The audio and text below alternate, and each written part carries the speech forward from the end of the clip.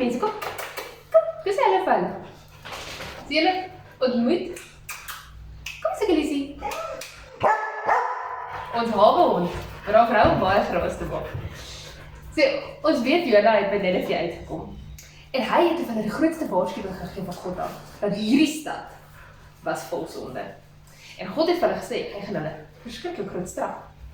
En dit was in rekordtyd, dat hulle omgedraai het, en gesê het, ons los ons sondige lewens, ons probeer ons bes, ons volg nou vir God. Ons weet, God is bo, God is koning, hy is ons verlosser, ons is baie jammer oor al ons sonde, en ons volg nou vir God.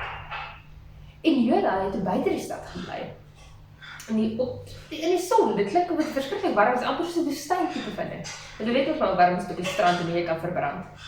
En daar het 'n komkommerplant opgekom. En hy was so dankbaar vir die komkommerplant, want dit het vir ons 'n lekker skaduwee gegee. En toe kom daar 'n wurm, toe kom daar 'n storm, toe kom daar wind en 'n paar dae later toe is die komkommerplant dood. En toe is Jona verskriklik kwaad. En hy kan nie verstaan. Hoekom het God nou sy komkommerplant laat vrek? En hoe kan God al die mense vergewe? Hulle was dan so sondig. God sal hulle doodgemaak het. En nou 'n paar dae later vergewe hulle. Hoe werk dit? Toe sê God van, okay, so ek moet omgee oor 'n komkommerplant. Maar ek moet nie omgee oor 'n stad vol mense nie. En net daar besef Jona 'n baie belangrike ding. Hy besef genade. Want genade beteken dat, selfs al verdien jy dit glad nie, selfs al beland jy met jou bas in warm water, want jy nou baie groot ons is aangejaag, né? Selfs al beland jy met jou bas, met 'n mooi stuk koffie pak, in warm water, is God nog steeds iemand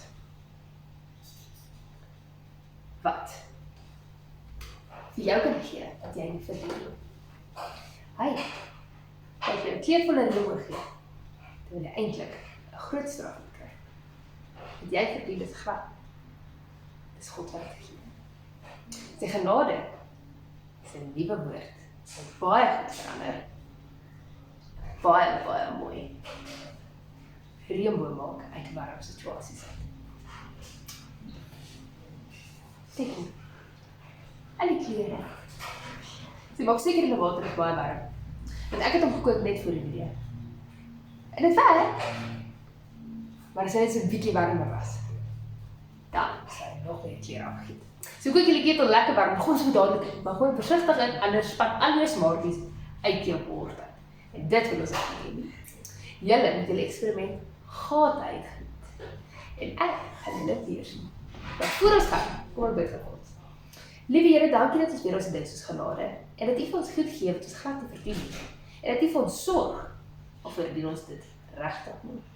Al het ons sonde, is U nog steeds goed vir ons, en gee U nog steeds onder ons. Dankie dat ons weet, U het ons so lief, dat U ons genade sal gee, en dat U enige storm kan wen. Seer ons asseblief vandag, mag ons die experiment baie geniet. Amen julle. Bon voyage!